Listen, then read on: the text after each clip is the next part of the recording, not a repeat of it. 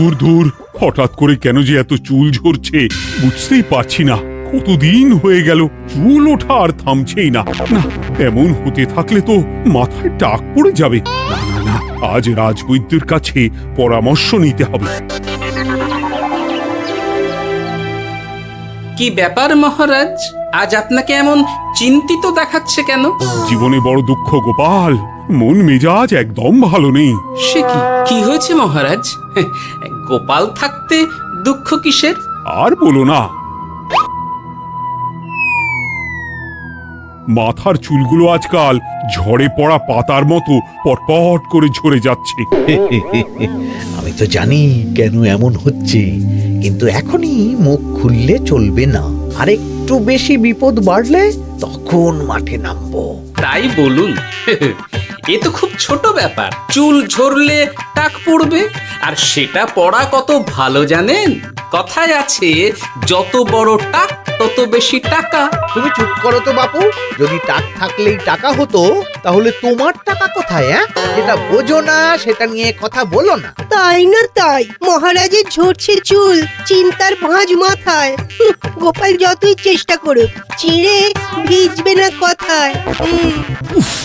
তোমরা সকলে থামো তো দেখি। ও রাজবৈদ্য, তুমি এর কিছু উপায় বলো। আগে মহারাজ, অনেক সময় দেহে ওই লৌহের পরিমাণ কমে গেলে এমন চুল ঝরে। আপনি বরং পালং শাক, ওই কিশমিশ, কলা ও আরো কিছু ফল আমি বলে দিচ্ছি, সেগুলো বেশি করে খান। আচ্ছা আচ্ছা আচ্ছা, তবে তাই করে দেখি।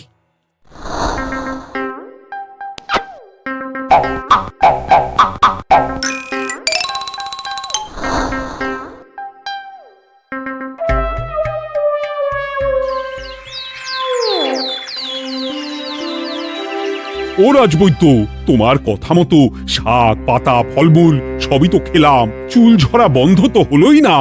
তো জানতামই এমন হবে। কিন্তু মহারাজ, এমনটা তো হওয়ার কথা নয়। কিন্তু হচ্ছে তো। আরে আমার সাধে চুল, কোথায় চলে গেলি সব? এর জন্য তুমি দায়ী। তুমি এর জন্য শাস্তি পাবে বৈদ্য। আমাকে আমাকে ক্ষমা করে দিন মহারাজ। এমনটা হবে এ তো আমি ভাবতেই পারিনি। কিছু মনে করবেন না মহারাজ, ছোট মুখে বড় কথা বলছি। কিন্তু সত্যি এখানে রাজবৈদ্যর কোনো দোষ নেই। ওকে শাস্তি দেওয়াটা ঠিক হবে না মহারাজ। দেখেছেন মহারাজ, গোপালের সাহসটা দেখেছেন? আপনার মুখের উপর কথা বলছে। তা বলি, তুমি যখন এতই বোঝো, তাহলে নিজেই একটা আস্ত লোহা খেয়ে দেখো না, তোমার মাথায় চুল গজাচ্ছে কিনা। ঠিকই আছে, এসব মূর্খের মতো কথা কেবল আপনার থেকেই আশা করা যায় মন্ত্রী মশাই। মহারাজ, আপনি বিচক্ষণ মানুষ। আমার শুধু অনুরোধ, আরেকবার ভেবে দেখবেন। ঠিক আছে, রাজবৈদ্যকে আমি শাস্তি দেব না, কিন্তু সকলের জন্য আমার একটা ঘোষণা আছে। কি ঘোষণা?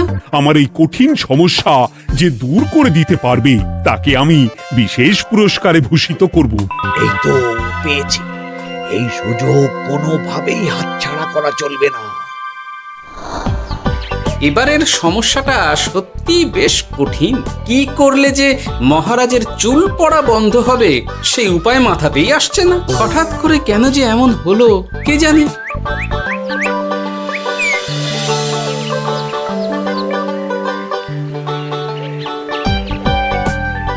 ও মা, তুমি এসে গেছো? একটু বসো, আমি তেলটা মেখেই হাত ধুয়ে খাবারটা বাড়ছি। হ্যাঁ, সে ঠিক আছে, কিন্তু তুমি কিসের তেল মাখছো এটা? কি আবার মাথার চুলের তেল? এখানেও চুল, ওদিকে মহারাজেরও চুল ঝরে পড়া নিয়ে আমরা সবাই হিমশিম খাচ্ছি গিন্নি। আরে, মহারাজের অত সুন্দর কালো চুলগুলো ঝরে যাচ্ছে, এ তো ভারী দুঃখের কথা। সে আর বলতে। ওই জন্যেই তো আমি বাবা মাথায় এই জড়িবুটি তেল মাখি। এতে চুলের গোড়া শক্ত করে, চুলকে ভালো রাখে, নতুন চুল গজায় সব। হ্যাঁ। কি কি বললে? নতুন চুলও গজায়? সত্যি? হ্যাঁ। বাহ, তাহলে আর চিন্তা কি। আমাকে এই তেলটা একটু দিতে পারবে গিন্নি? মহারাজকে দিয়ে আসি। উনি বলেছেন যে ওনার সমস্যা দূর করতে পারবে তাকে উনি পুরস্কার দেবেন। ওমা, এই তাই নাকি? এ তো দারুণ ব্যাপার গো। নাও নাও নাও, তেলখানা নিয়ে মহারাজকে কাল দিয়ে এসো তাহলে। আর জানিয়ে দিও, দিনে 2 বার কিন্তু তেল মাখতেই হবে। হ্যাঁ, আচ্ছা ঠিক আছে।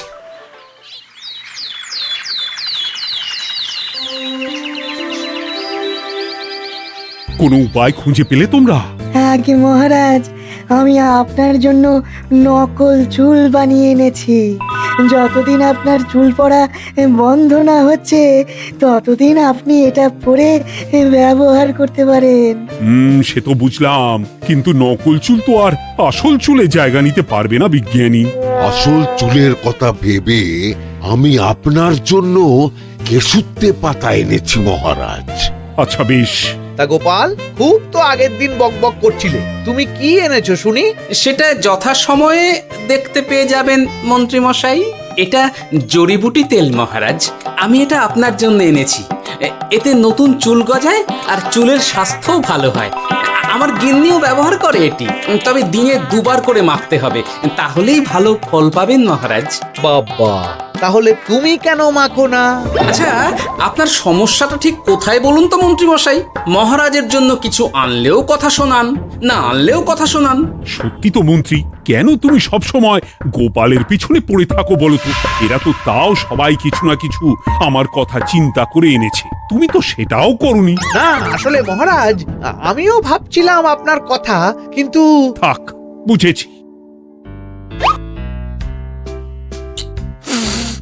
আহ, দারুণ। তেলের গন্ধটাও খুব সুন্দর। গোপাল, তোমায় অনেক ধন্যবাদ। আশা করছি ব্যবহার করলে খুব ভালো ফল দেবে। একদম দেবেই মহারাজ। দূর বাবা, ভেবেছিলাম এক হলো আর এক। কোথা দিয়ে যে গোপালটা মাঝখান দিয়ে এসে নাক গলিয়ে ঢুকে পড়ে, খুব শক্ত পুরস্কার নেওয়ার। দেখাচ্ছি মজা।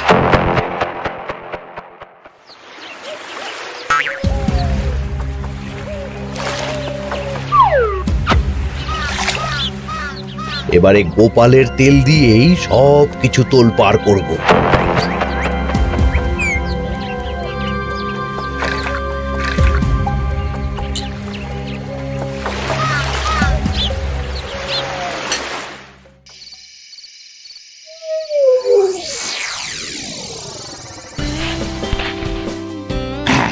ব্যাস, হয়ে গেল 2 বার মাখা।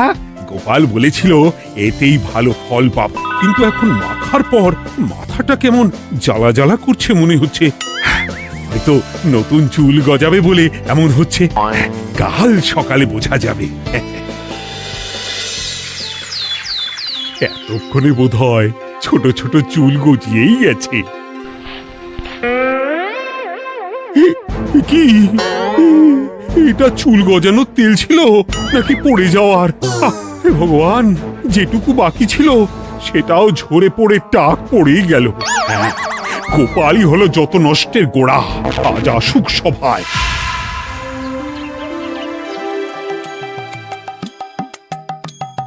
এই যে এখন এলেন উনি। ও কি মহারাজ, আপনি এমন কাপড় মাথায় জড়িয়ে বসে আছেন কেন? তুমি আর এমন প্রশ্ন জিজ্ঞাসা করো না গোপাল, তোমার দয়াতেই মহারাজের এমন অবস্থা। মানেটা আমি তোমায় দেখাচ্ছি, দাঁড়াও। এই যে গোপালের দেওয়া তেল মেখেই আমার এমন হয়েছে, আর তার জন্য আমি তোমাকে কোনোদিনও ক্ষমা করব না গোপাল। বিশ্বাস করুন মহারাজ, আমার গিন্নিও মাখে এই তেল, কিন্তু এমন কিছু তো এখনো পর্যন্ত ঘটেনি। আমি আর কিচ্ছু শুনতে চাই না। আমার মাথা ভর্তি চুল আমি ফেরত চাই। যতদিন না আমার মাথার সব চুল ফিরে আসছে ততদিন আমি তোমার মুখও দেখতে চাই না। মহারাজ, আপনার কোনো চিন্তা নেই, আমি তো আছি। এবার এই সমস্যার একটা সমাধান আমি করেই ছাড়বো। কি ব্যাপার, মন্ত্রী মশাই এত লাফাচ্ছে কেন? এসবের পেছনে আবার ওনার হাত নেই তো?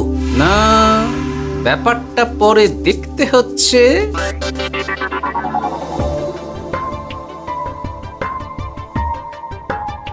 আমি বলি কি মহারাজ, এই সময়টা বরং আপনি নকল চুলটা মানে পর চুলা ব্যবহার করুন। হ্যাঁ, অগত্যা, কিছু তো একটা গন্ডগোল আছেই।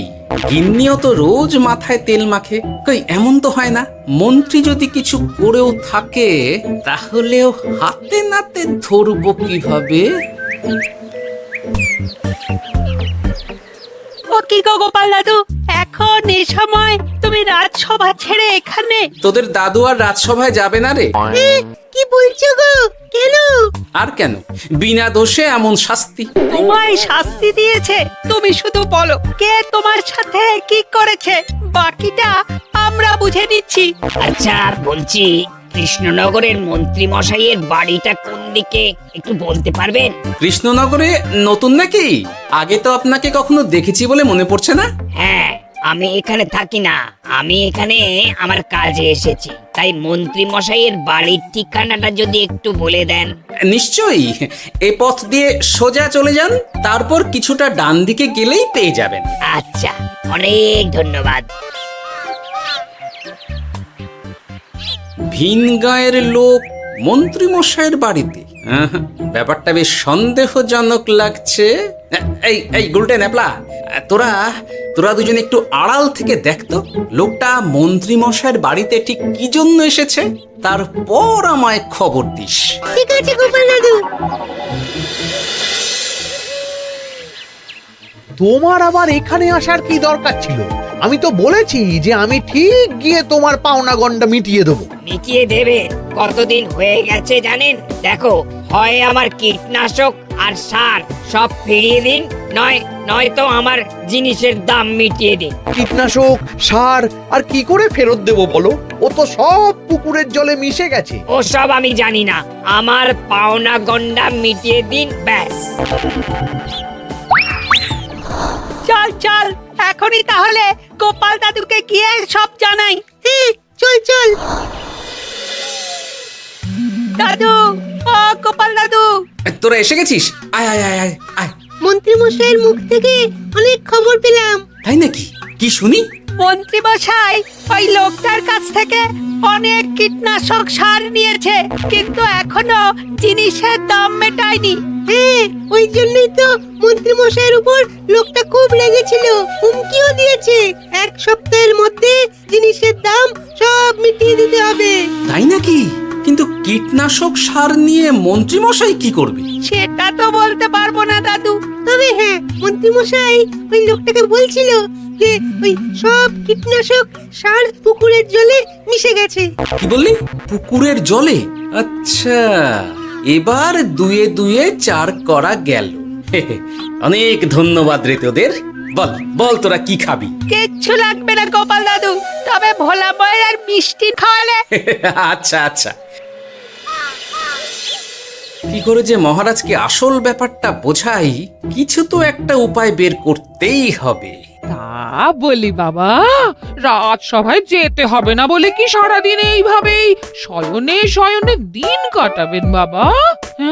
হ্যাঁ, উপায় পেয়ে গেছি। বুঝলে গিন্নি, আমাকে একটা জায়গায় যেতে হবে, বুঝলে? তারপর ওখানে যদি কাজ হয় তাহলে আগামীকাল রাজসভায় আমি যাব। কিন্তু তুমি যে বলেছিলে তোমার এখন ছুটি। হ্যাঁ, কি আর করি বলো, গুরুত্বপূর্ণ একটা কাজ, তাই যেতেই হবে। আচ্ছা যাও। ওই গো বিজ্ঞানী, আরে গোপাল যে, বলো। এই যে বিজ্ঞানী, একটা বিশেষ দরকারে তোমার কাছে এলাম, বুঝলে? হ্যাঁ, বলোই না। আচ্ছা, এই দূষিত জলকে কিভাবে আবার পরিশুদ্ধ করে বলতে পারবে? কেন পারবো না? এই জলের মধ্যে একটু চুন আর ফটকিরি দিয়ে দিলেই জল আবার দূষণমুক্ত হয়ে যাবে। তবে ওগুলো দেওয়ার পর কিছুদিন সেই জলকে ব্যবহার করা বন্ধ রাখতে হয়। হ্যাঁ। আচ্ছা আচ্ছা, অনেক ধন্যবাদ, আসি তাহলে। হ্যাঁ,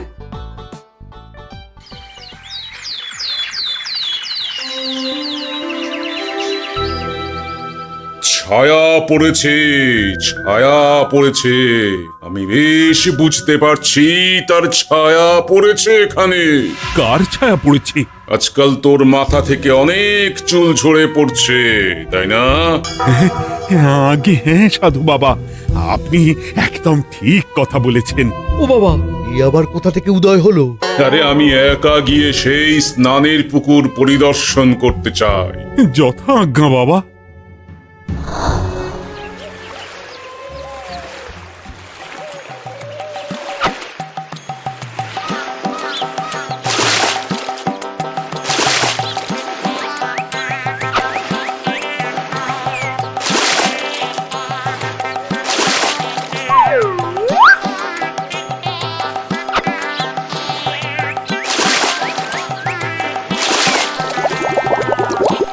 যাক বাবা, মোটামুটি সপ্তাহখানেক এভাবে থাকলেই পুকুরের জল আবার আগের মতো পরিষ্কার হয়ে যাবে।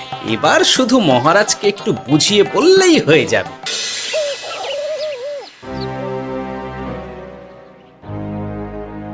কি বুঝলেন সাধু বাবা? আমার অনুমানটাই ঠিক ছিল। পুকুরের জলে কালো ছায়া পড়েছে, কুদৃষ্টি পড়েছে, তাই এমন হচ্ছে। সে কি? কি কালো ছায়া? যত সব বাজে কথা।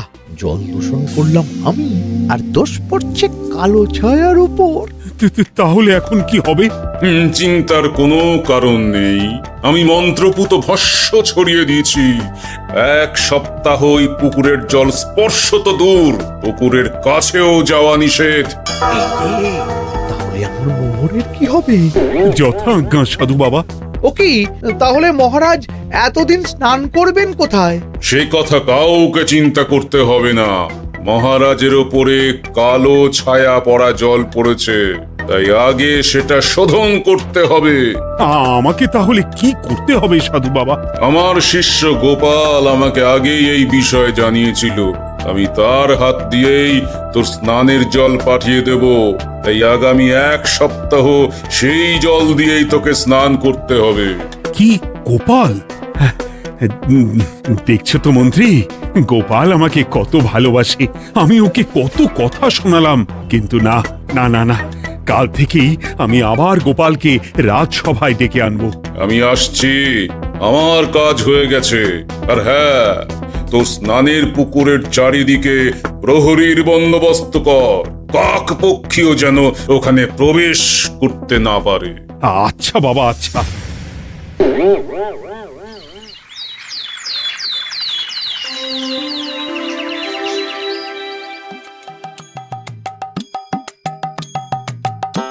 গোপাল, তোমাকে আবার এখানে দেখতে পেয়ে আমার খুব ভালো লাগছে। তোমার গুরুদেব গতকাল এসেছিলেন, কিছু মনে করো না। না বুঝেই তোমাকে অনেক কথা শুনিয়েছি। না মহারাজ, আমি জানি আপনি আমাকে খুব ভালোবাসেন, তাই আমি কিছু মনে করিনি মহারাজ। এই নিন, আমি আপনার স্নানের জল এনেছি। হ্যাঁ হ্যাঁ হ্যাঁ, দাও দাও দাও।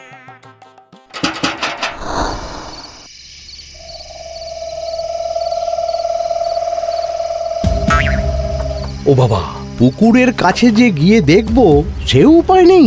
চারপাশে প্রহরীতে ভর্তি, তাহলে কি সত্যি সত্যি কালো ছায়া পড়েছে? ভালোই হলো, পাওনাদারকে বলে দেবো কীটনাশকটা জালি ছিল। হি হি।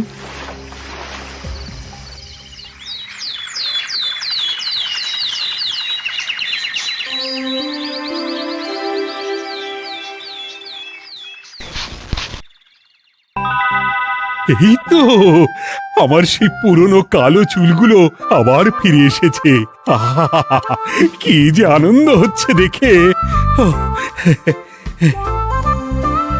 আজ 1 সপ্তাহ সম্পূর্ণ হলো। গোপালের জন্য আমার স্নানের পুকুর থেকে কালো ছায়া দূর হয়েছে। আমাকে এই সমস্যা থেকে দূর করার জন্য আমি গোপালকে 100টি মোহর উপহার দিতে চাই।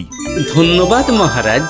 দূর, আমার আর ভালো লাগে না। সব সময় গোপালই মোহর পায়, এটা তো আমার পাওয়ার কথা ছিল। এদিকে আজকে পাওনাদারও আসবে।